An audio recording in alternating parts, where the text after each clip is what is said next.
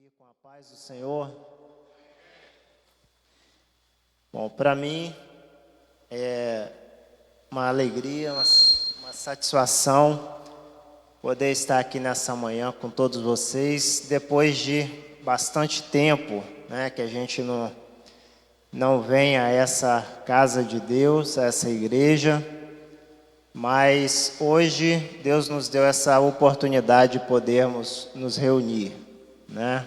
Meu amigo, meu amigo de sempre, pastor Vanderlei, é um prazer estar aqui de volta com você e com todos os pastores, irmãos, amigos, sobreiros, né? Com quem a gente já caminha há algum tempo, há alguns anos, outros de menos tempo, mas todos nós reunidos no mesmo propósito de adorar o nosso Deus e de caminhar na nossa estrada da vida cristã. Meus irmãos, sem mais demora, nós vamos para o estudo da lição da Escola Bíblica Dominical dessa manhã, que vai tratar sobre o culto da igreja cristã, né? A lição de número 11 da revista da Escola Bíblica Dominical.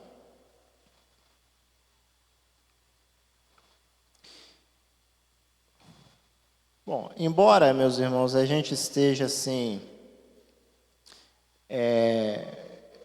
reunidos aqui num estilo mais quase como que uma plenária, uma palestra, mas isso é uma escola dominical, é uma aula de escola dominical, né?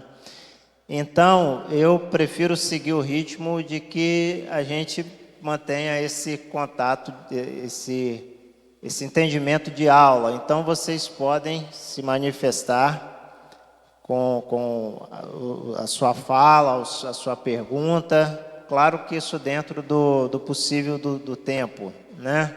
Mas os irmãos podem ficar completamente à vontade aí para estar se manifestando com o seu comentário, com a sua pergunta, dentro à medida que eu vou aqui compartilhando com vocês.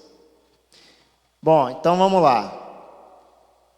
O culto da igreja cristã. Essa lição, ela está dividida tradicionalmente naqueles 3 tópicos principais, né? Tratando da natureza, do propósito e da liturgia do culto. Esses vão ser os nossos 3 tópicos principais. Eu começo então com a introdução dessa lição.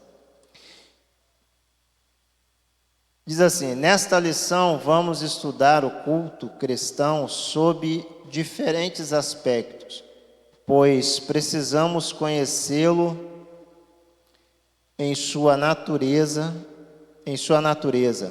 Aqui veremos que o culto é santo e por isso deve ser solene. Assim também mostraremos que a glorificação de Deus e a edificação da igreja são propósitos sublimes do verdadeiro culto cristão. E por último, mostraremos que todo culto também tem um ritual. No contexto da igreja cristã, destacaremos o papel da Bíblia e da adoração entusiástica na dinâmica pentecostal. Meus irmãos, nessa manhã eu gostaria de trabalhar com vocês dentro desse texto da lição da Escola Bíblica Dominical, falando sobre culto, mas eu queria traçar um paralelo entre essa ideia do culto, né, o culto da igreja, o culto institucional, o culto religioso, né, dentro, como nós estamos aqui, dentro de um ambiente, né, ou em reuniões dos irmãos, e o culto que é feito na vida, né, esse culto que existe em cada um de nós, o propósito para que Deus nos criou o ser humano, né, para que esse ser humano pudesse ser cultuador, né, e esse culto ele tinha que ser refletido dentro da existência humana. Então eu vou tentar, sempre que possível, traçar esse paralelo, né, para que a gente possa entender o culto, né, o foco da lição é esse culto institucional, né, esse culto da igreja como congregação, né, mas eu vou, assim que for sendo possível, a gente vai traçando esse paralelo desse culto que é o culto da existência, né. Muito bem, mas vamos aqui então para o nosso primeiro tópico da lição, a natureza do culto. Eu não vou ler todo o texto, tá, irmãos? Eu acredito que a maioria de vocês já leu e releu esse texto em casa, então, para a gente ganhar um pouco de tempo, eu vou lendo apenas alguns trechos. O culto a natureza do culto é o culto como serviço a Deus. Na Bíblia, o culto é mostrado como um serviço, isso é, uma vida entregue e consagrada a Deus. Antes da gente entrar aqui, eu quero voltar um pouquinho aqui na introdução e destacar a questão que já está no tema da lição, né? A questão do culto cristão. Eu queria que você prestasse atenção nessa expressão, porque quando a gente está falando, ou o autor está colocando a questão de um culto cristão, a gente tem que pensar exclusivamente na igreja cristã, né? na igreja dos seguidores de Jesus e como isso foi formado, né? Por quê? Porque você tinha o culto judaico, por exemplo, né? Que não é esse culto cristão, né? Eles tinham lá os seus rituais, eles tinham lá sua liturgia, mas essa igreja cristã, né? Essa igreja que vai se formar a partir dos discípulos de Jesus, ela também vai desenvolver a sua liturgia, seu comportamento, sua própria cultura, né? E aí a gente já começa a traçar esses paralelos que eu falei com os irmãos aqui. Veja bem, irmãos. Quando Jesus vem a esse mundo, nasce como homem, né? Se entrega numa cruz, morre, ressuscita, e ele passa por aqui, prega a sua mensagem. Esse ministério de Jesus, esse ensinamento de Jesus, suas palavras, né, sua doutrina aqui, o ensinamento, tinha um propósito que era o propósito de transformar a vida das pessoas. Então você não vai encontrar em Jesus, né, esse culto organizado como foi organizado alguns anos depois de sua partida. Vamos ver se a gente consegue entender, né? Em Jesus você tem uma mensagem, um ministério, uma palavra que ela está exclusivamente focada na transformação do ser humano, né? No ensinamento de que as pessoas precisavam mudar de vida. Então você sempre vai encontrar Jesus, né, nessa ação de levar para as pessoas essa mensagem de transformação, né? E o culto, provavelmente o culto que Jesus participava, né, comungava ali, era o culto judaico, porque Jesus era judeu, né? Era o culto ali judaico. Mas essa mensagem de vida que Jesus traz, né, ela focava na transformação do ser humano. Se você lê os evangelhos, você vai ver sempre essa mensagem se refletindo em todos os aspectos da vida humana, né? Esse é o evangelho lá em Jesus. Mas quando Jesus volta para o céu, né, ressuscita, dá a ordenança ali à igreja, aí sim a gente chega à questão da igreja cristã. essa igreja cristã, ela começa a formar o seu ambiente, o seu comportamento, né? E isso, a gente precisa entender assim, isso não acontece da noite para o dia, né? Por exemplo, Jesus terminou aqui seu ministério, voltou e no outro dia a igreja já estava com todas as suas formas organizadas. Não era dessa maneira, né? Esses irmãos, eles vêm se organizando, se formando e vendo a necessidade daquela comunidade, daquele grupo de pessoas, no contexto que eles viviam, né? E eles vão então formando tanto uma liturgia como uma cultura também cristã, né? Vai aos poucos se desvencilhando do judaísmo, num princípio ali da igreja. Vamos botar assim, Jesus voltou, foi assunto aos céus hoje, a igreja vai começar. No outro dia, esses discípulos estavam extremamente ligados ao culto judaico ainda. Eles estão, se você vê, por exemplo, Pedro, João, né? Ali passando na porta do templo, para onde que eles estavam indo? Que templo que eles estavam indo, irmãos? O templo judaico de Jerusalém, né? Eles estão indo para aquele templo lá. Então, mas à medida, claro que eles já têm a mensagem do Cristo, eles já têm a mensagem transformadora do Evangelho, mas em questão de culto, eles vão aos poucos se desvencilhando dessa forte cultura judaica, até que vai se formando uma cultura cristã, uma cultura de igreja. E isso não é da noite para o dia, isso vai levar alguns anos, né? E então, quando a gente fala culto da igreja cristã, é esse culto organizado já dentro dessa cultura cristã, né, que vai se formar lá mais alguns anos para frente. E outra coisa também muito importante, aquele culto organizado ali naqueles dias, ele também vai passando por transformações ao longo do tempo, né? A gente não vai entrar nessas questões todas detalhadas, mas esse culto vai passando por transformações ao longo do tempo, até que chega em nós hoje no século 21, né? A gente tem uma liturgia de culto. Isso não quer dizer que você possa dizer assim, mas qual culto é o certo? Qual culto é errado? Não é questão de certo e de errado. A questão aqui é a questão cultural, a questão do tempo, mas as raízes, elas são mantidas, né?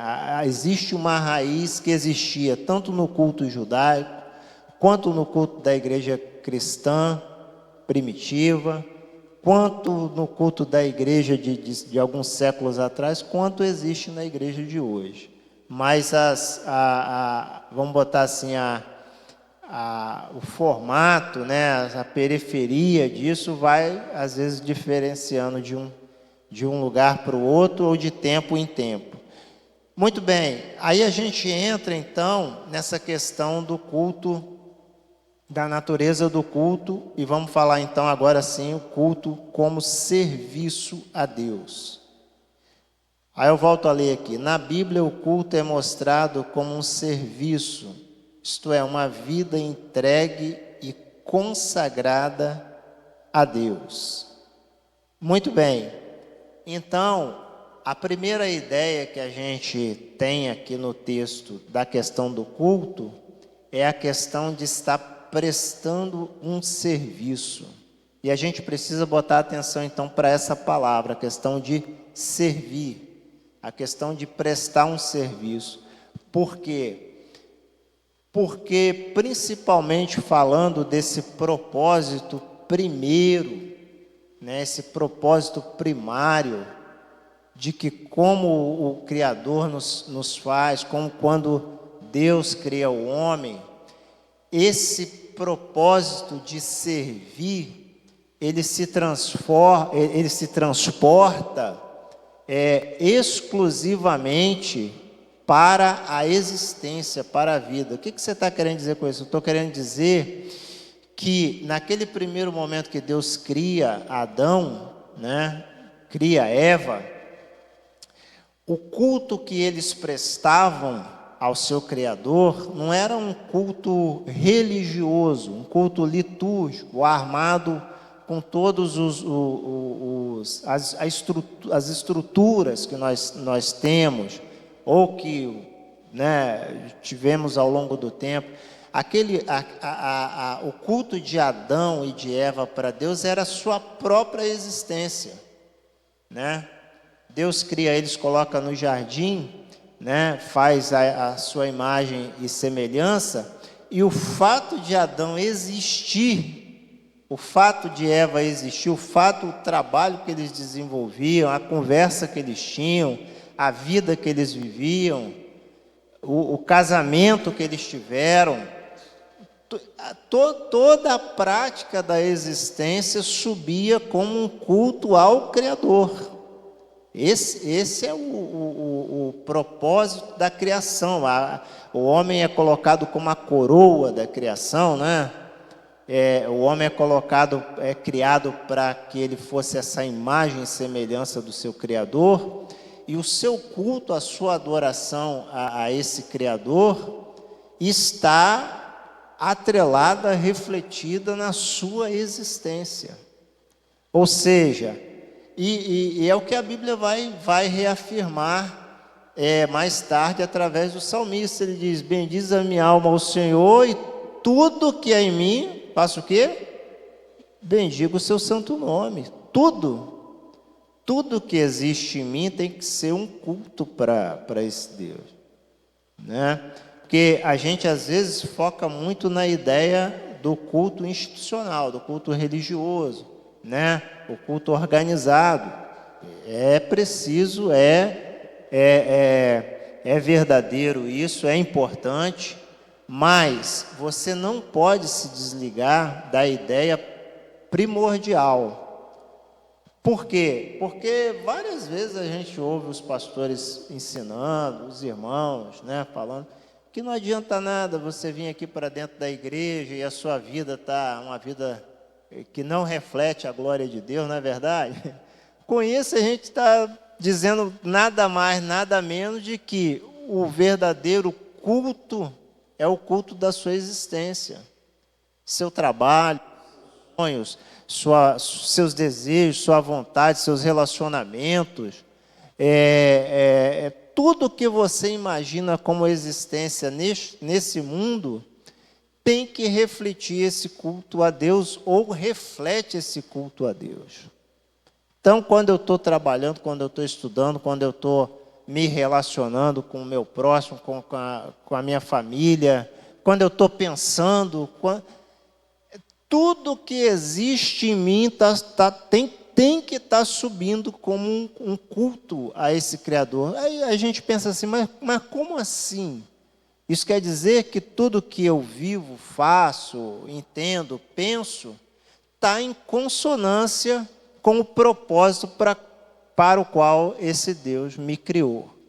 Então você precisa sempre estar atento qual foi o propósito para que Deus me criou, né?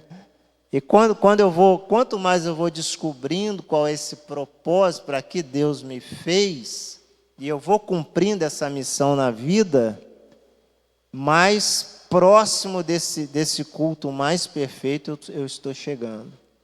Então, quando eu venho para o ajuntamento, quando eu venho para a congregação cultuar, eu já venho trazendo o meu culto.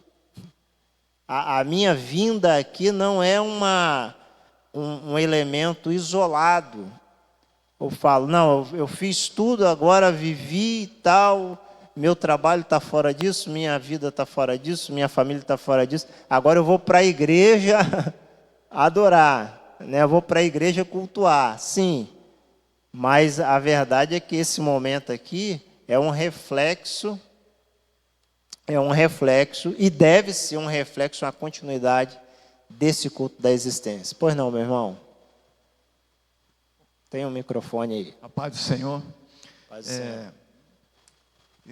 O senhor estava falando sobre o culto, quando Adão e Eva, né, seria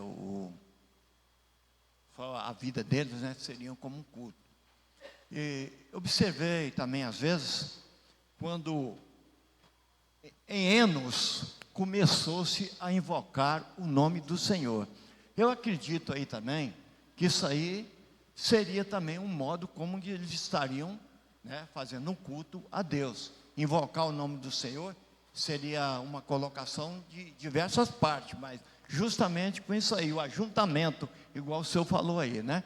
Em Enos começou-se a invocar o nome do Senhor. Então, praticamente, aí também estava determinado o modo como que eles também seriam para poder invocar o nome do Senhor, embora era diferente, né? Era pela fé, né? Amém? Só isso, então. Obrigado.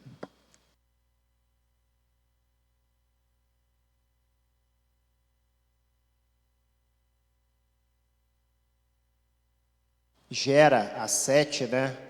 E depois vem Enos. E aí a Bíblia diz, e aí se começou a invocar o nome do Senhor, você está notando uma progressão dessa organização. Em Enos ali, quando eles começam a adorar, se a gente pegar, por exemplo, Caim e Abel, né? Abel e Caim, eles oferecem a Deus, eles fazem a sua oferta a Deus, né? Um traz dos animais, o outro traz da lavoura, e eles fazem essa oferta a Deus. Mas a gente não vê a presença de um altar, por exemplo, né? A gente não vê a presença de uma liturgia.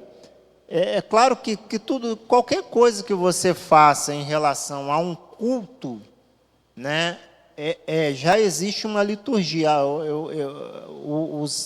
No Antigo Testamento, eles construíam um altar de pedras ou de terra e colocavam um animal sobre ele. Isso é liturgia, né? A gente vem para a igreja hoje e canta hinos. Isso é uma liturgia. Então, daquele momento lá de Adão, para o momento de Enos, né, onde as pessoas já começavam a ter uma ideia de construir altares, né, de oferecer sacrifícios, né. Esse culto já é um culto que começa a ser um culto mais parecido com a liturgia da igreja, né? Porque é um culto organizado, que vai se organizando para a coletividade, né? Diferente daquele culto lá da existência, porque é o culto da individualidade. É quando eu ofereço a minha vida, a minha existência para Deus e venho para dentro desse culto coletivo, já trazendo toda essa história para que eu possa adorar. Então, irmãos, dentro da questão do servir a Deus, agora sim, dentro, né, do culto coletivo, do culto da congregação, do culto da igreja, o mesmo princípio permanece. Você tem que estar nesse culto para prestar um serviço, né?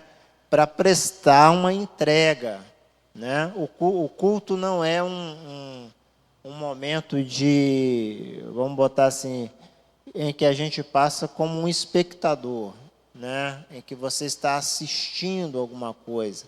O culto é o lugar onde você está servindo, né? É o lugar onde você está servindo a Deus. Então, a gente tem que estar, o máximo que a gente puder, focado nessa questão do serviço. Irmãos, e essa questão é tão assim, interessante, que às vezes, né, dentro de uma reunião, né, a gente fica a gente se deixa levar por aquele pensamento de que os outros, né, têm que servir a gente.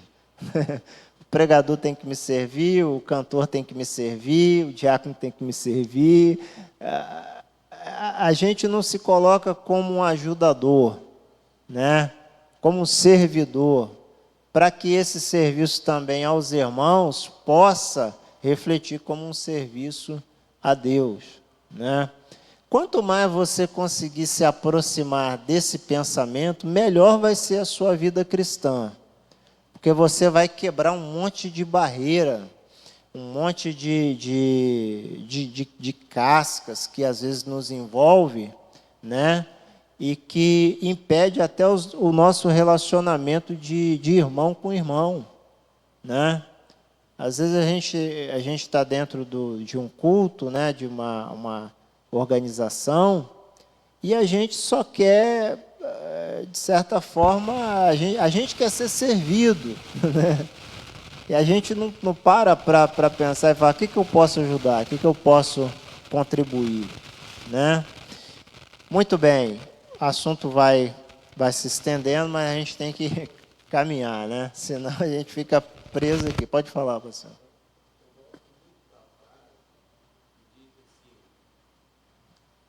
Eu gosto muito da frase do pastor Valdeci, quando diz que se não houver culto na vida, não haverá vida no culto. Porque o culto da existência que o senhor está falando, da vida, ele se reflete no culto que nós normalmente temos da nossa liturgia. Então eu acho que a gente partindo deste princípio de ter o nosso culto na vida, ele fica muito mais fácil, dentro do nosso culto, dentro da nossa liturgia, a gente expressar a nossa adoração. O fato do culto como serviço, a gente vem perdendo as características de um verdadeiro culto, que a gente deveria se propor em servir, em poder ser útil, em poder trabalhar, em poder fazer alguma coisa para a glória de Deus, e a gente tem visto as pessoas também desistindo desse servir, as pessoas não querendo fazer parte do serviço, as pessoas desistindo das suas tarefas e daquilo que Deus nos comissionou para fazer, e isso é negar também uma adoração a Deus, porque isso pode ser que isso já vem da vida. Porque a gente já vai percebendo que o culto na vida vem se extinguindo na vida de muita gente, que passa a ter um reflexo dentro de uma congregação. Obrigado. Então, isso é uma verdade, né? Então, quanto mais você se dispor a servir, seja participando oficialmente dos ministérios da igreja, do serviço organizado pela igreja, ou espontaneamente, porque, por exemplo, quando você está sentado, né, uma igreja está, vamos dizer assim, lotada, você está sentado e chega uma pessoa, uma senhora, chega um senhor do seu lado, você é mais novo, e você se levanta, né? Não, por favor, sente aqui. Você, nesse momento, você está prestando um culto. Porque você não é olhar para o lado e falar, deixa eu ver quem vai se levantar. Não é quem vai se levantar, é você que já foi você que viu. Então você já se levanta. Esse é um serviço, né? É um exemplo de serviço, né? Então vamos lá, irmãos. E os serviços organizados também, muito importante. O culto, o item 2, o culto deve ser solene. Deixa eu só me organizar aqui no horário. Muito bem, o culto deve ser solene. Por solene, nós nos referimos ao que traz respeito e é majestoso. Ou seja,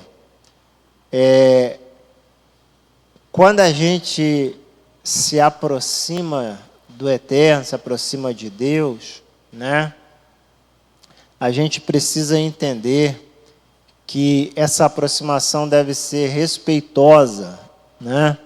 E essa aproximação deve expressar nobreza, né? Ou seja, deve ser majestoso esse culto, deve expressar nobreza, a reverência a esse ser eterno, né? E o respeito. Dentro da igreja como um coletivo, né? Esse pensamento tem que estar em nós, né? Por quê, irmãos? Porque se a gente vai perdendo o senso de respeito e de solenidade ao nosso Criador, né, a gente vai ter grande problema na vida. A questão vai se complicando na vida da gente. Porque, deixa eu tentar explicar para os irmãos, a questão de Deus, irmãos, é uma coisa que a gente tem que tentar entender isso. É uma coisa que eu tenho percebido ao longo da caminhada. Muitas vezes, não é que Deus deixou de agir, de executar juízos, né, sua justiça, não é isso. Mas a maior parte dos tratamentos de Deus com as pessoas não se reflete diretamente num juízo estilo Velho Testamento. Você consegue me entender? Do tipo, eu desrespeito a Deus e desce um fogo do céu e me consome. Dificilmente você vai ver isso acontecer nesses dias. Existe casos esporádicos? Existe, né? Mas se Deus fosse consumir todo mundo com um fogo no céu, por desrespeito, estava pouca gente nessa terra, não é verdade?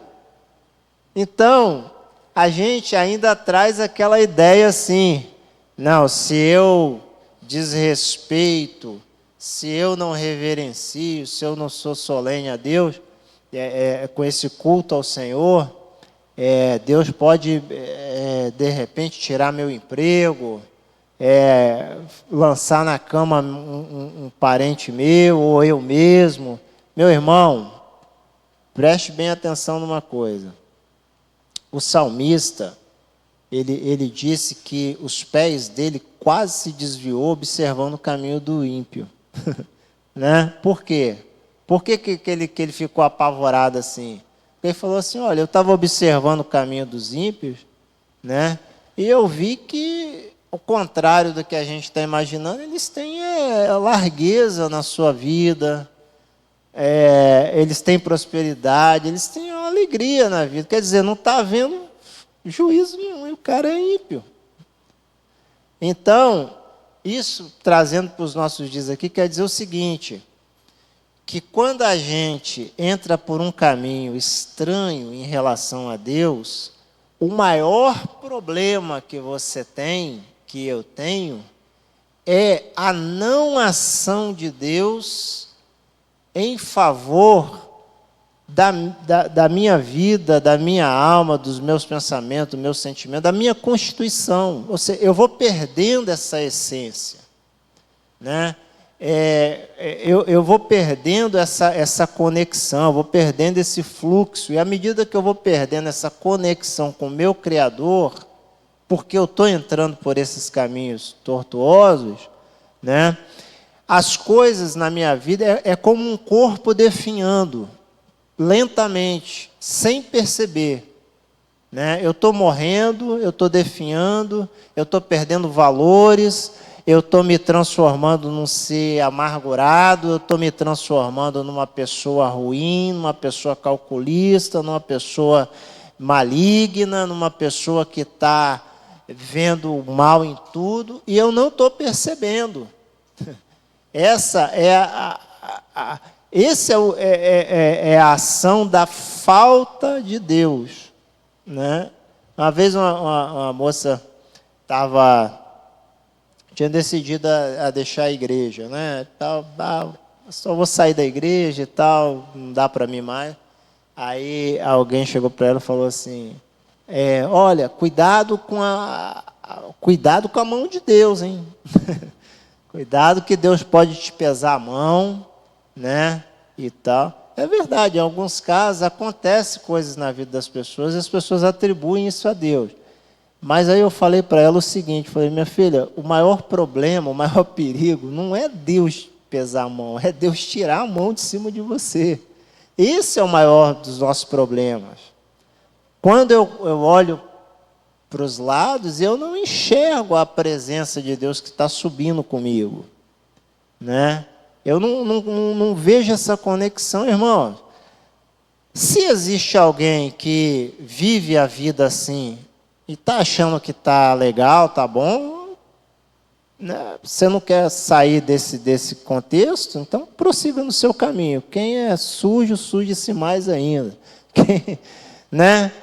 Mas o meu pensamento, o meu compartilhamento com você é que esse tipo de vida é muito ruim.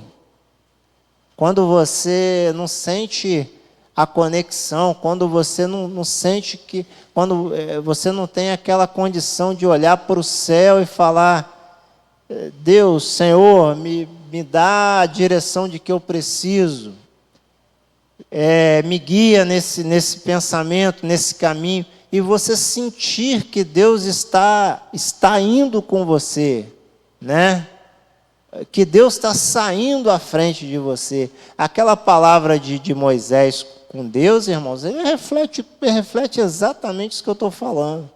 Quando Deus falou assim, não aguento mais esse povo e vou mandar um anjo para ir com você.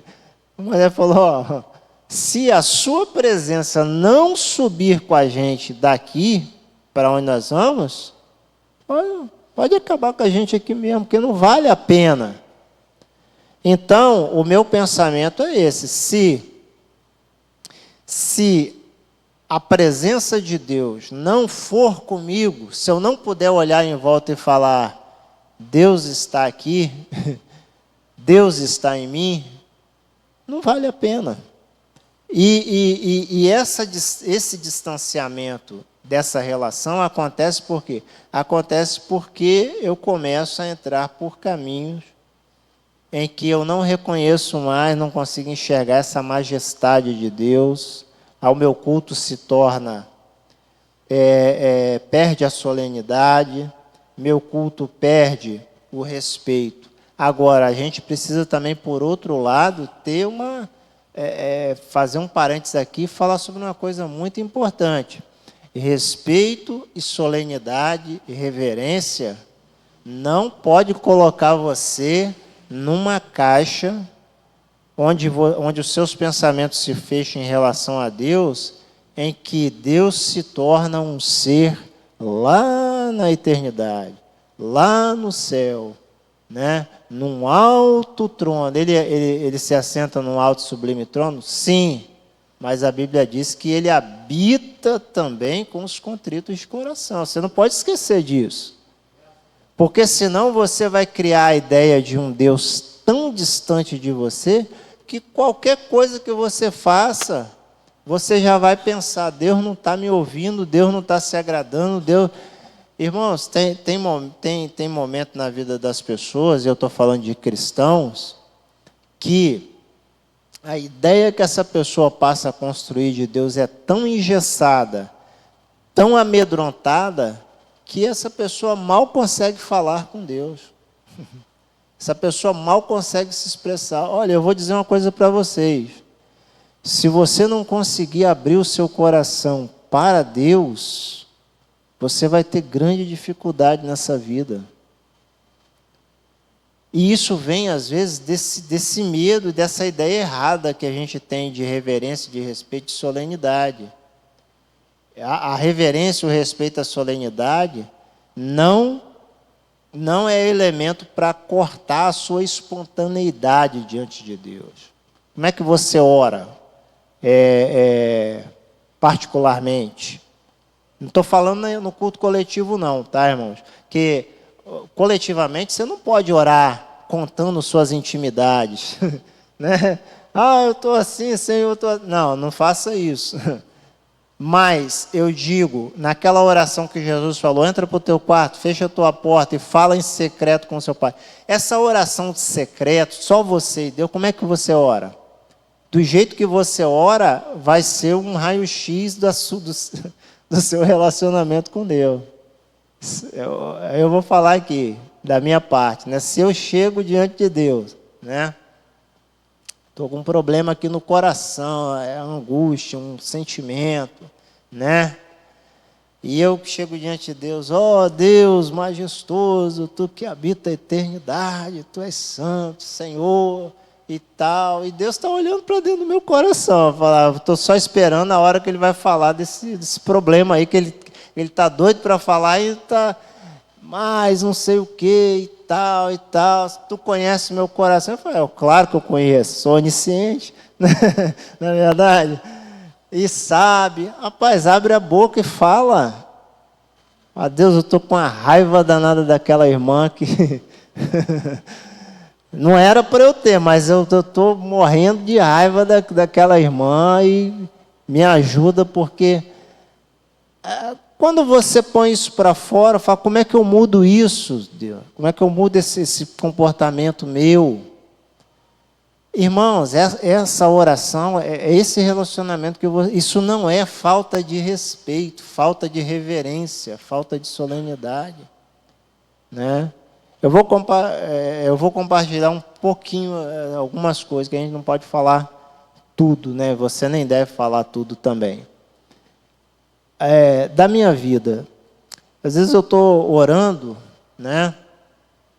E muitas vezes eu gosto de orar de olhos abertos, né? Você fala dessa oração particular, não é a oração na igreja, né?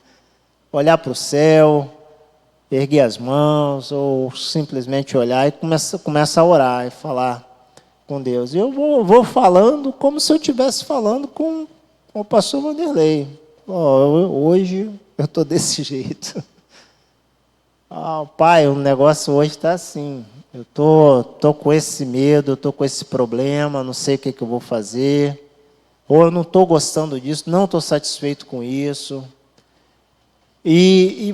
Essa oração, irmão, eu não estou falando aqui que é um modelo, porque você tem que fazer a sua, do jeito que você se sente bem, né?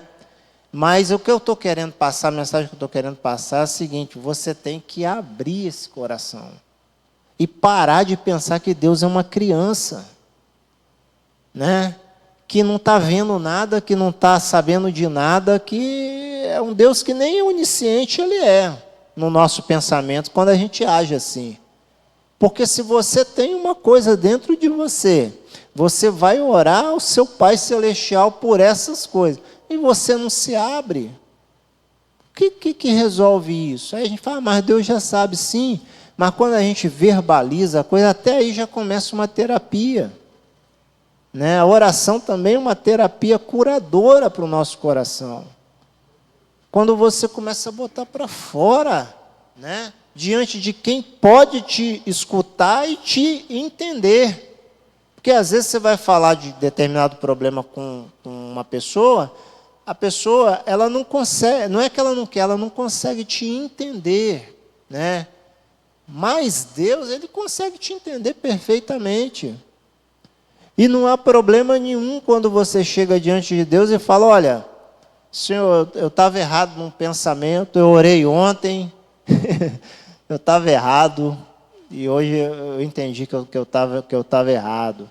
As pessoas têm tanto medo, às vezes, irmãos, que elas acham que até a forma das palavras farão com que Deus tome uma atitude ou outra. Isso, me perdoe a expressão, não é querer ser ofensivo, mas isso chega a ser ridículo. A pessoa pensar que a oração vai ser palavras bem colocadas, porque se você vacilar, pediu, aí já era, já subiu, Deus já decretou e vai vir e acabou. Você está perdido, irmãos. Pelo amor de Deus. Pelo amor de Deus, se você entender a pessoa de Deus dessa forma, Deixa eu te fazer uma pergunta. Você faz isso em relação ao seu filho pequeno? Filho pequeno lá chega, ou um filho adolescente, chega e fala uma coisa com você. Ah, pai, mãe, eu queria isso, eu queria aquilo. Você fala, isso vai dar muito errado isso aí, né? Aí porque ele falou, você vai lá e faz. Não, ele pediu, vou fazer. Se você não faz, irmão, você é humano e você não faz. Se teu filhinho falar assim, por que a gente anda segurando a mão das crianças? Para ela não correr, atravessar a rua, né? Ou pular de um local. Mas se o garotinho lá, seu filhinho, você está à beira ali no local alto, e ele está, pá, deixa eu pular. Ah, você quer pular? Está me pedindo, né? Então, vou deixar você. Você não faz isso, irmão. Aí você acha que Deus vai fazer. Por quê? Por que motivo você acha que Deus vai fazer? Não, irmão, porque pediu e tal. Meu irmão, se a gente começar a avaliar a pessoa de Deus dessa forma, a gente está sendo muito infantil. Então, a oração são palavras arquitetadas, certinha, né? Ali e tal. É você abrir o seu coração. É você colocar aquilo que de fato está dentro de você. E aí Deus vai atuar e vai trabalhar te direcionando no caminho. Você fala, esse não é o melhor caminho, esse não é a vontade, não é a hora, esse não está certo. Então, e isso não é irreverência, nem falta de solenidade, nada disso. Em relação ao culto dentro da igreja, a mesma coisa. Você está cultuando, você tem que prestar esse culto de todo o coração. Você tem que prestar esse culto, não é, né, você tem que ver também um ambiente coletivo, né? Eu não estou falando aqui de você fazer coisas que coletivamente não são suportáveis, né? Mas você, dentro do seu coração, você tem que estar aberto, coração aberto, irmão. Porque é inútil você dizer para Deus, amém. Aí Deus está olhando para o seu coração e está falando, não concordei com nada, mas para não ficar feio, eu estou aqui, amém. Mas então, não é, você tem que estar com o coração aberto. Quanto mais sincero for o seu relacionamento, a sua entrega, maior vai ser a resposta de Deus para a sua vida. Com mais seriedade você vai viver a sua fé. As coisas vão dar muito mais certo do que se você ficar engessando as coisas. Mas isso não quer dizer falta de respeito, falta de solenidade. Porque a pessoa que entrar por um caminho de falta de solenidade, de respeito, de reverência, ela entra por outro caminho. Ela entra por um caminho completamente em que a mente, a disposição mental, a disposição emocional já está direcionado para aquilo. Ele não tem essa conexão com Deus, mas você tem essa conexão. Então, não fique com medo. Culto, item 3, o culto é santo. Aqui é outra coisa interessante, irmão, muito interessante. O item 3, a santidade de Deus é afirmada por toda a Bíblia. Visto que Deus é santo, o culto também deve ser santo. Agora deixa eu falar com os irmãos de uma coisa muito importante. A ideia de santidade muitas vezes aparece equivocada no nosso entendimento, principalmente cultural nosso.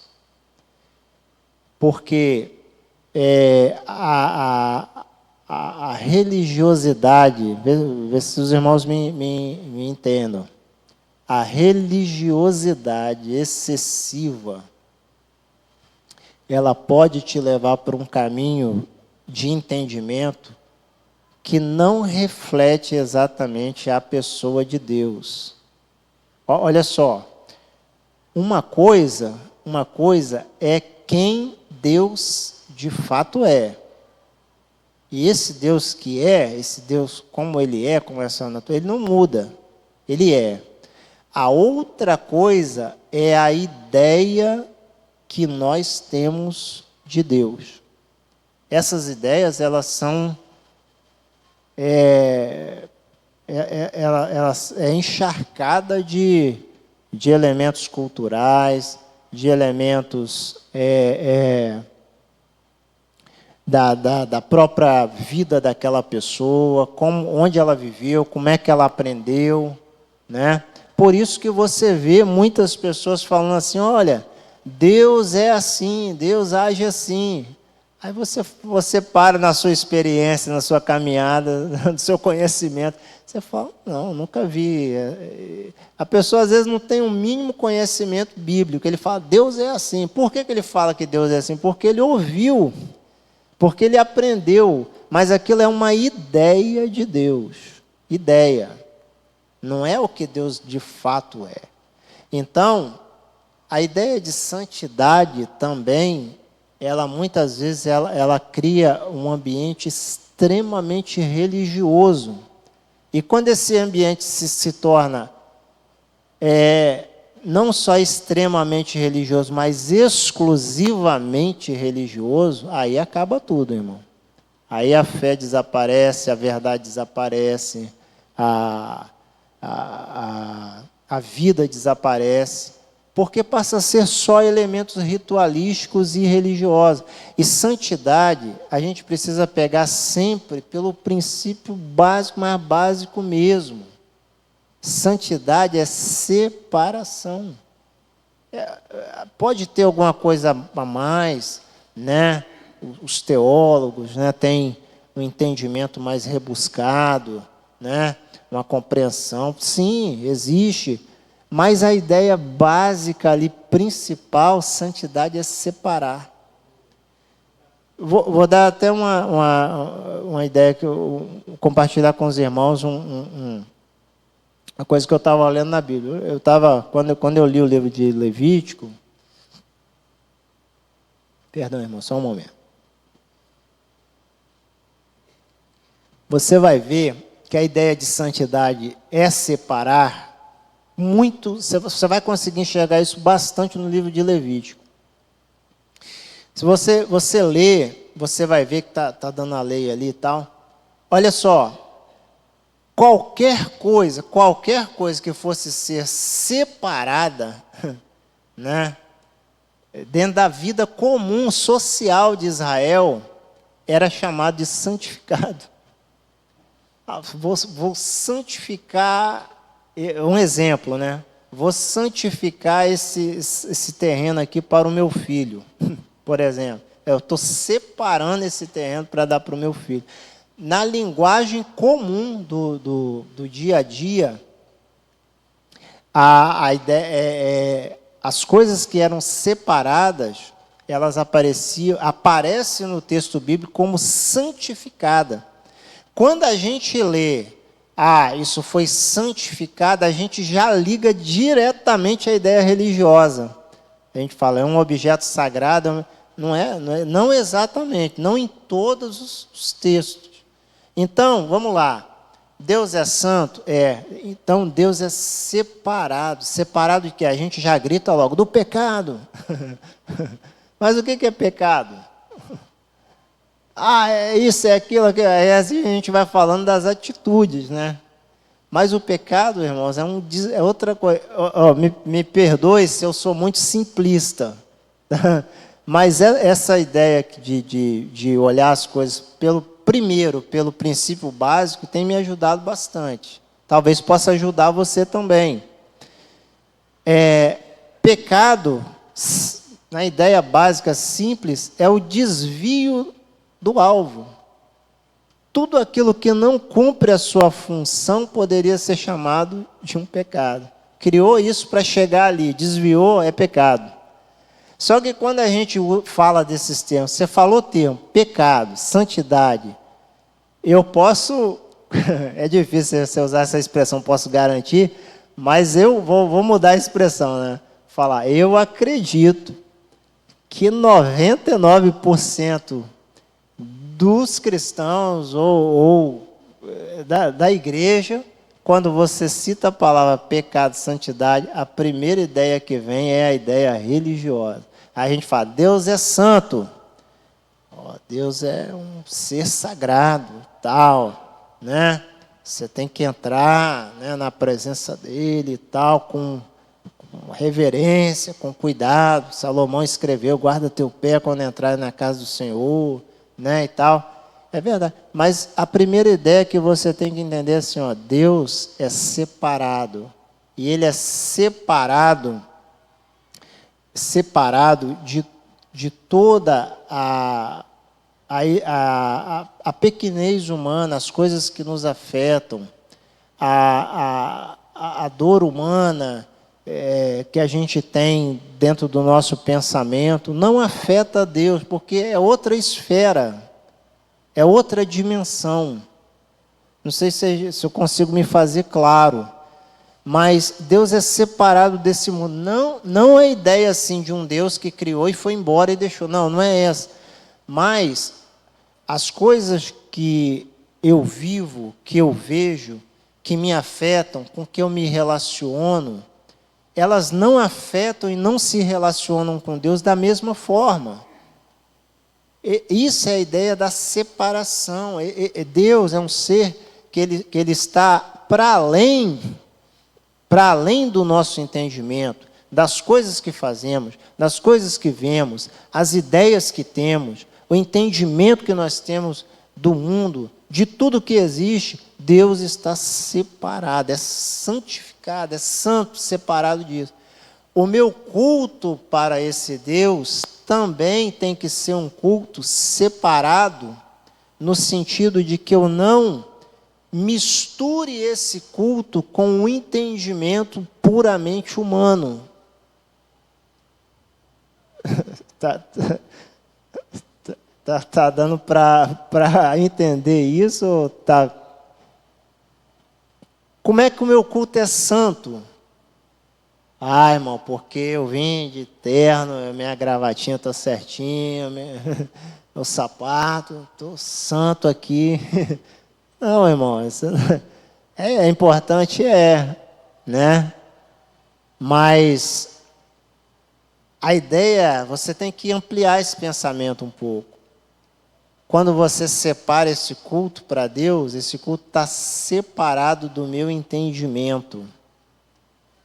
É o culto aonde vamos ver se eu consigo explicar.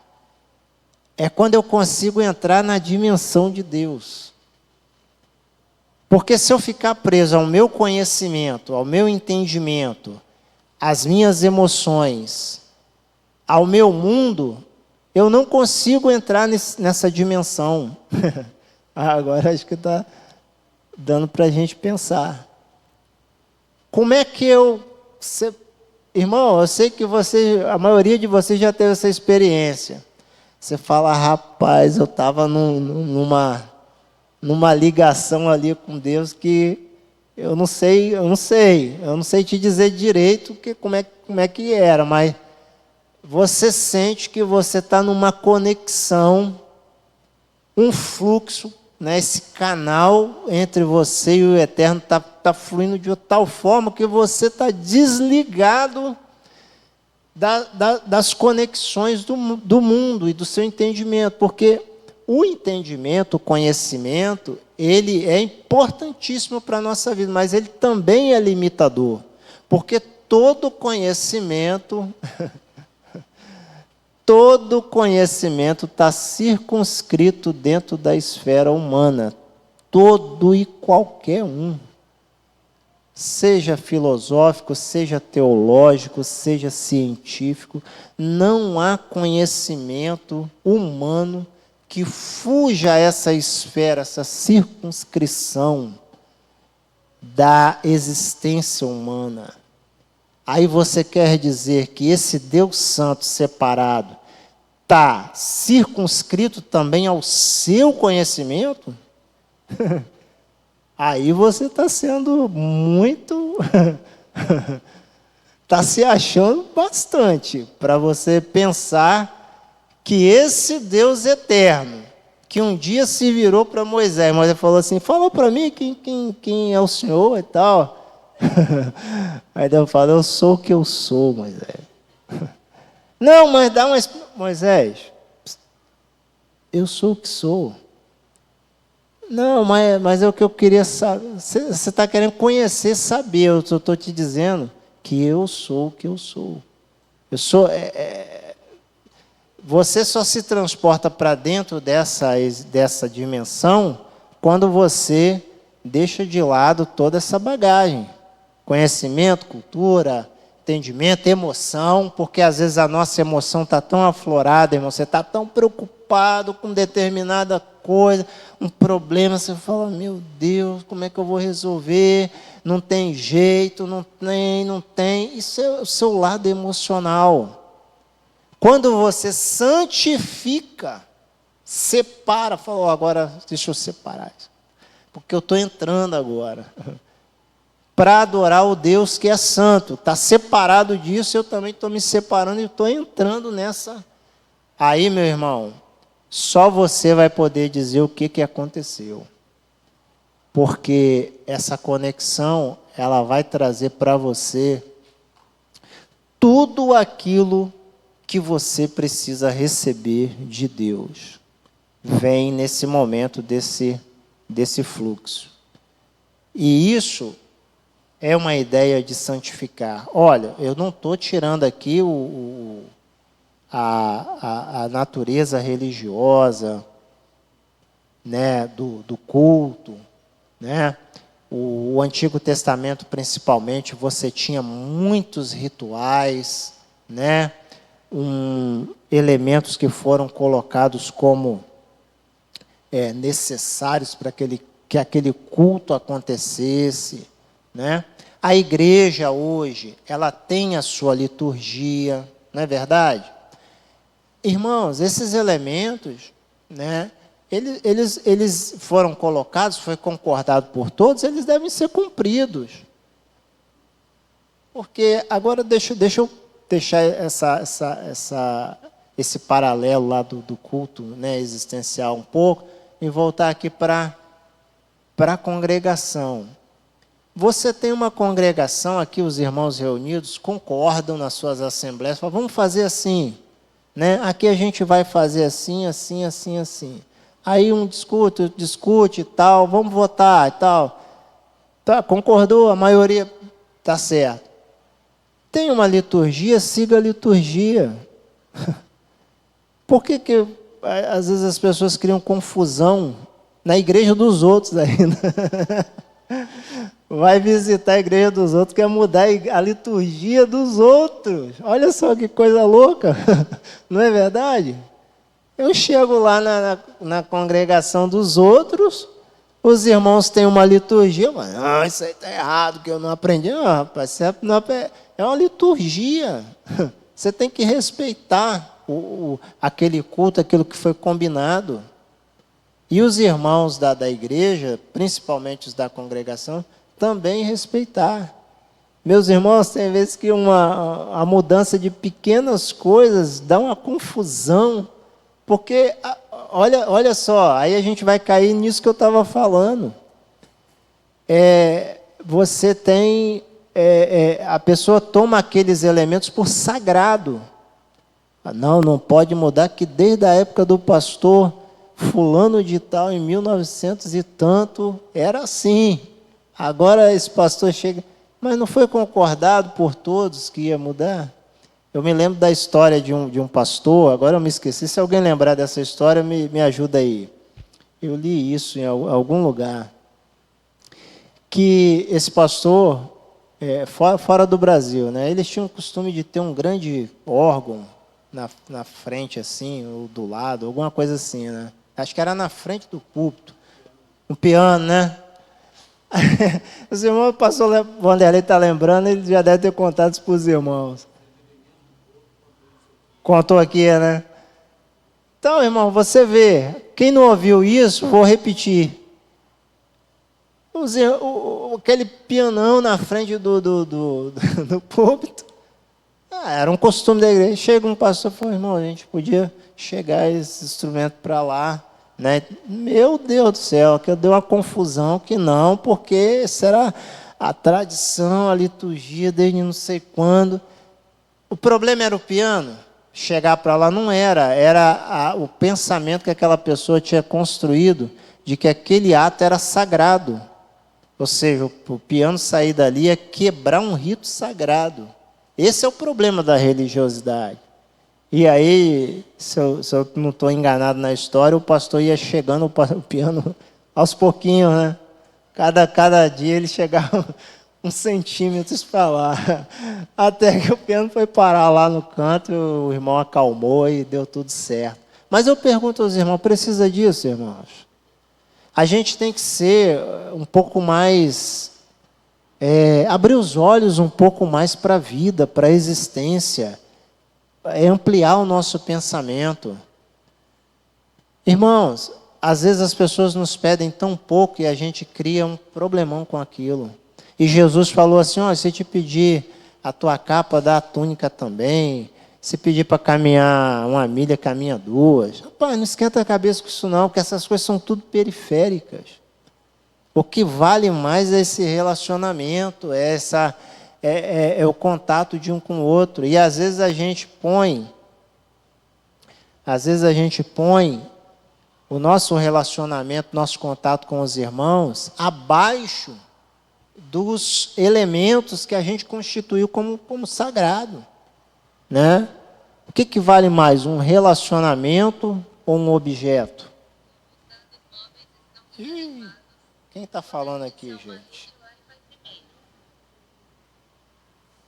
Nossa, você tem que tomar cuidado. Dizem que o Google fica ouvindo o que você está falando, né? Eu acho que é verdade mesmo. Vamos lá. Então, as pessoas trocam o relacionamento por um objeto. O objeto se torna mais importante do que o relacionamento com outra pessoa, com outro ser humano, de onde podia nascer uma comunhão poderosa, uma amizade poderosa.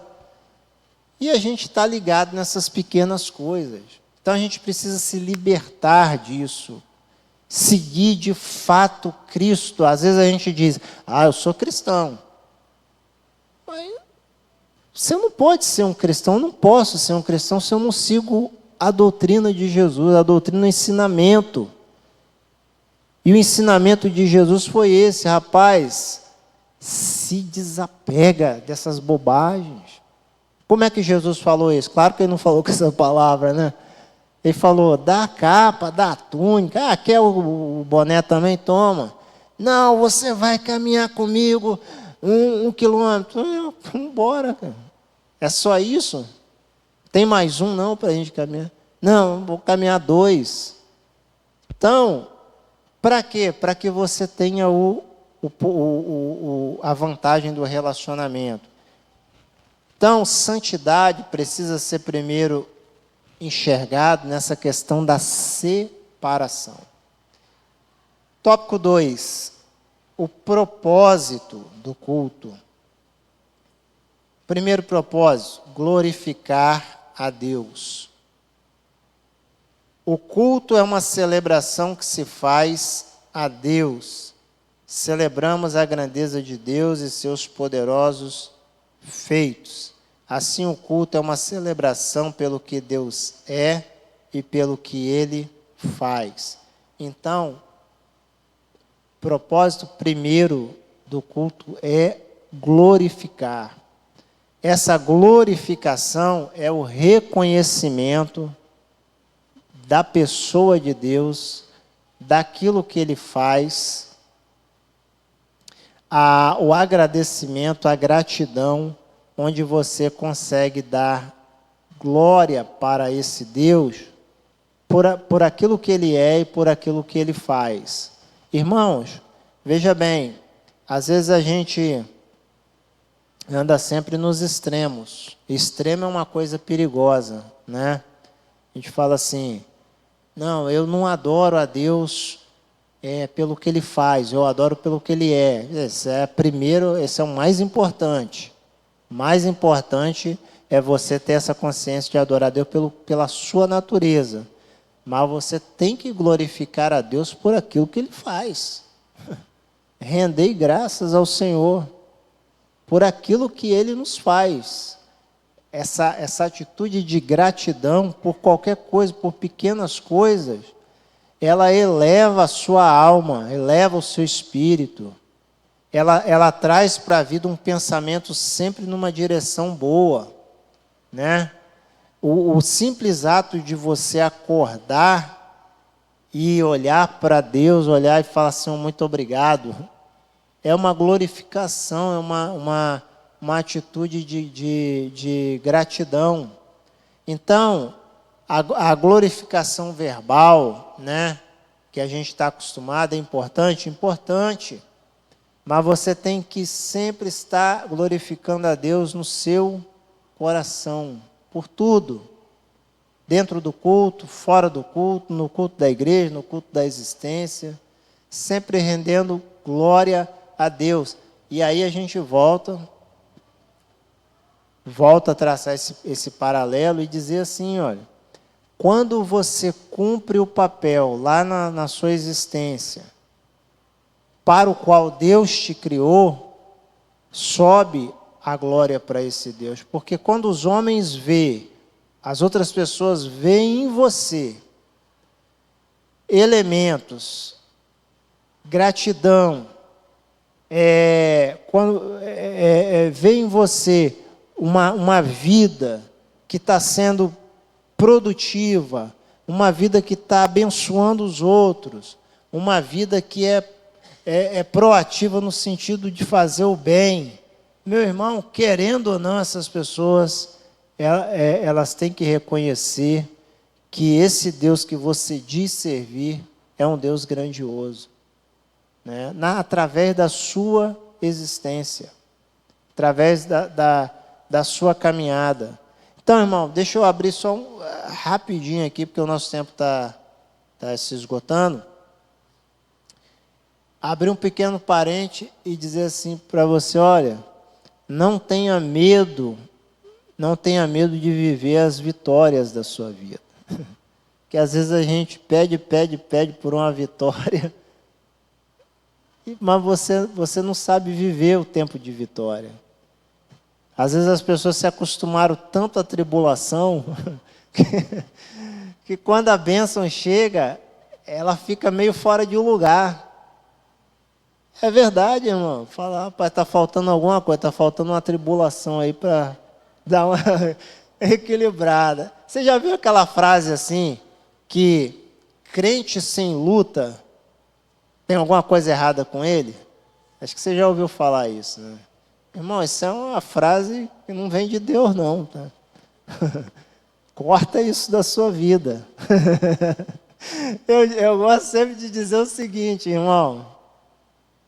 Problema, luta, tribulação, esses negócios aí, você não precisa chamar, não.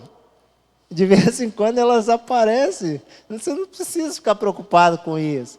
Entendeu? Então, quando chegar o tempo de cantar na sua vida, meu irmão, pula, salta, faz festa e curte esse momento com toda a intensidade. Celebra mesmo. Para quê? Para que os outros também vejam, olha, que vitória Deus deu àquele irmão, que vitória Deus deu àquela pessoa. E o nome de Deus seja glorificado. Não tenha medo de viver momentos bons, momentos felizes, momentos de vitória. Você precisa botar isso na sua cabeça. Ó, assim como eu vivo tempos de tribulação, no tempo de vitória também, meu irmão, não tem nem hora de contar a derrota, não. A pessoa está ali celebrando, fala, mas né, vamos ficar aí em espírito de oração, porque a qualquer momento, irmão, esquece esse negócio. Não, mas o inimigo, esquece inimigo. Rapaz, não deixa o inimigo entrar no seu momento de celebração, não. Porque você pediu, aí chegou a hora, quando chega a hora você não vive, então fica difícil. Então, tudo em nós tem que glorificar a Deus. Vamos para o para o tópico, o item 2. Quando não se cultua a Deus. De fato, há cultos que não cultuam a Deus. Paulo censurou os coríntios afirmando que, quando vos ajuntais num lugar, não é para comer a ceia do Senhor. Irmãos, veja bem,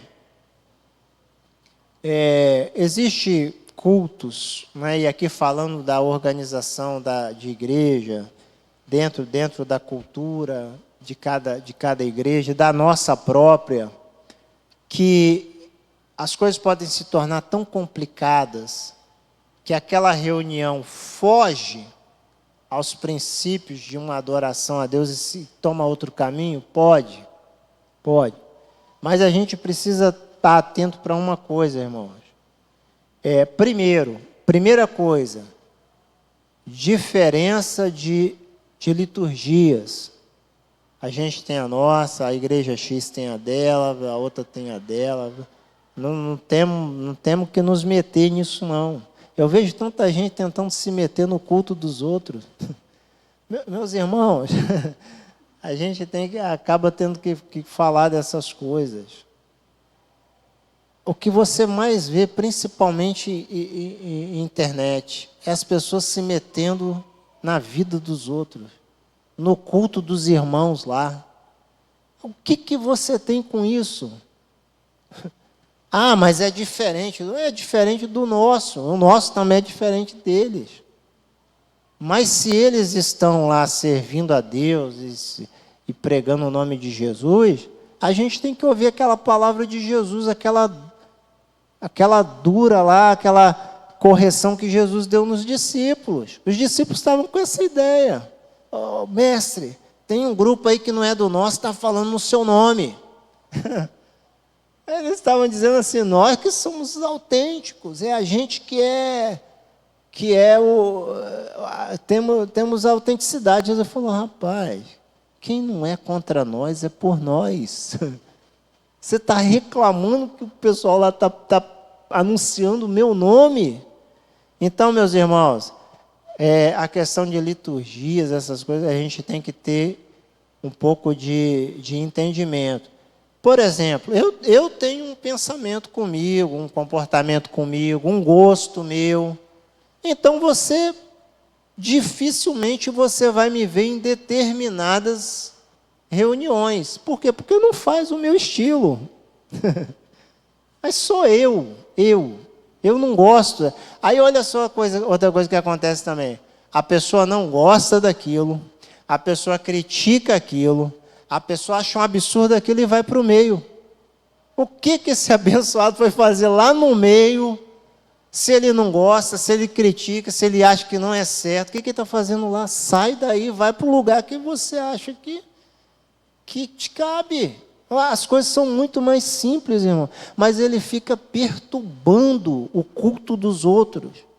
Chega aqui na igreja, a igreja tem um costume, a igreja tem um comportamento, a igreja tem uma doutrina, aí começa. Ah, pastor, vou reunir aqui, tá?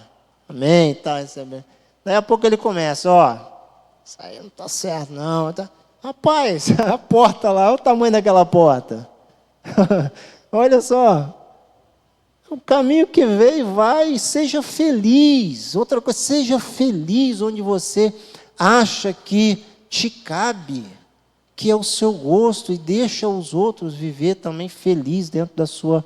Agora, o problema de cultos que não glorificam a Deus, não cultuam a Deus, é uma questão que vai se prendendo dentro da própria igreja. Você tem aqui a igreja, você tem aquilo que foi concordado, e dentro dessa igreja aí começa a existir um movimento contrário que desvirtua as coisas. Então, é preciso tomar cuidado com isso. E a gente caminha aqui para encerrar, meus irmãos, na questão da edificação. O item 3, tópico 2, item 3. O propósito do culto é edificar a igreja. Um dos propósitos principais do culto é trazer edificação à igreja. Assim, na esfera do culto, tudo deve buscar a edificação. Primeiro de si próprio. Irmão, não venha para o culto para se destruir, venha para se edificar. Se a gente entra no culto, entra na igreja, e a gente vem e sai daqui destruído, irmão, tem alguma coisa errada. Isso não é o propósito. A pessoa volta triste para casa, volta com raiva, né? Fala, nossa, hoje, não sei e tal. Ó, não é esse o propósito. Você tem que avaliar, então, se você está no lugar certo. Primeira coisa. Eu não sei, eu estou falando aqui, pastor. Não estou falando para a sua igreja. Você vai falar assim, eu trouxe o irmão Valdeci aqui, ele estava mandando os irmãos embora. Não é isso. Porque eu tenho certeza que você gosta de estar aqui. Você se sente bem aqui. Você gosta de como é pregado, os pastores que pregam, os cânticos que são cantados. Então venha sempre para o culto com essa atitude de se construir. Falar, olha, eu vou lá hoje, vou cultuar, vou glorificar, vou prestar o meu culto separado para Deus, mas eu quero receber a edificação que vem dos irmãos, né? Que vem do louvor que canta. Irmãos, às vezes o ministério está cantando um louvor, a pessoa não está nem, né? Está nem prestando atenção naquilo que está cantando. Deixa eu contar rapidinho aqui. O negócio que a gente começa a lembrar de coisas, aí você começa a contar a história. Deixa eu contar rapidinho aqui, eu vou encerrar. Uma vez eu estava num culto, isso faz muitos anos. Eu estava num culto e eu estava passando um momento muito difícil, irmão. Eu estava assim, triste, angustiado, abatido, sabe? Mas aí a gente estava naquele culto. Era um culto de quinta-feira na congregação onde a gente reunia. E aí o culto vai, transcorre, tudo, né? Aí deram oportunidade a uma mocinha, uma adolescente, né? Aí ela foi cantar. Ela cantava muito bem e tal. Aí ela começou a cantar um hino que dizia assim, você tem que entender, fui eu que te chamei, fui eu quem te escolhi, fui eu quem te chamei. No meio da batalha não te deixarei, porque um pai de verdade não esquece o filho. Meu irmão, quando ela começou a cantar, eu estava prestando atenção no culto. Por isso que eu ouvi ela cantar. Quando ela começou a cantar, eu falei, é para mim. Não é porque eu estava passando um problema, mas é porque você sente aquela conexão. Vários irmãos já tinham falado. Não é que as palavras dos irmãos não eram de Deus, não, mas estou falando que tem uma mensagem que está te caçando ali. Quando ela vê que o canal está aberto, ela entra. E naquele momento que ela começou, falou, escuta. Eu falei, rapaz. E ela foi falando, eu falei, nossa, era o que eu precisava. E eu saí dali e disse, olha, tanto que isso já passou acho que mais de uns 20 anos. Eu nunca esqueci. As outras coisas daquele culto naquela noite, eu não lembro. Mas esse episódio, nunca esqueci. Nunca esqueci. E aí, meu irmão, por isso que eu digo, você tem que estar cultuando e estar atento, né? Ligado aí. Porque, às vezes, vem uma irmã lá, sobe no púlpito, vamos ouvir a irmã fulana e tal. Ela vem e fala um negocinho simples e tal, irmão, não sei o quê. Aquela mensagem é que o outro lá atrás vai lá no coração dele e aquela pessoa já fala, nossa, agora a voz de Deus falou comigo. Não é que os outros elementos do culto, a pregação, não é Deus falando, não, mas teve uma mensagem para você. Então, você precisa vir para ser edificado e edificar os outros também, irmão. Pense sempre em construir a vida dos outros. Não é que você vai ficar... que você vai ficar aí... edificar não é bajular os outros, não é concordar. Mas às vezes a pessoa está cometendo um erro e tal. Tá, tudo bem, você pode ter uma palavra de reconciliação para aquele irmão, sim, faça isso. Mas Sempre pense em construir a vida dos outros, irmão. Quanto mais você tiver essa disposição de construir a vida do seu próximo, do seu irmão, mais edificado você será. De coração, irmão, nunca pense em destruir a vida de alguém. Hoje eu pego ele, hoje eu já separei até aqui a lapada que eu vou. Irmão, presta atenção. Faça sempre o que Jesus... A gente precisa ser cristão. Faça o que Jesus falou. Faça aos outros o que gostaria que fizesse a você. Você queria tomar uma repreensão dessa em público? Não. Então não repreenda os outros em público. Você queria que você procurasse alguém e aquela pessoa virasse a cara para você com ignorância? Não gostaria. Então não faça isso com os outros também. Né? Você gostaria de receber uma palavra dura quando você está precisando de um ombro? Não. Então não faça isso com os outros. Porque se você continuar fazendo isso, você vai estar destruindo a você mesmo. E tudo que o homem plantar, isso também ele vai colher. Então, meu irmão, a gente vai encerrando aqui no tópico 2. O último tópico falarei sobre a liturgia do culto. Agradeço a atenção de vocês. Desejo que a vida de vocês seja uma vida de muita vitória. Que haja mais tempo de cantar do que de chorar. Né? Volto a dizer, presta seu culto com a sua vida, com a sua alma, em tudo. Vai nessa conexão 24 horas. 24 horas estou aqui. Você vive na igreja? Não vivo na igreja, mas 24 horas eu vivo com Deus. Deus está conectado com você, olhando por você, ouvindo você. Não há hora para falar com Deus, é qualquer hora.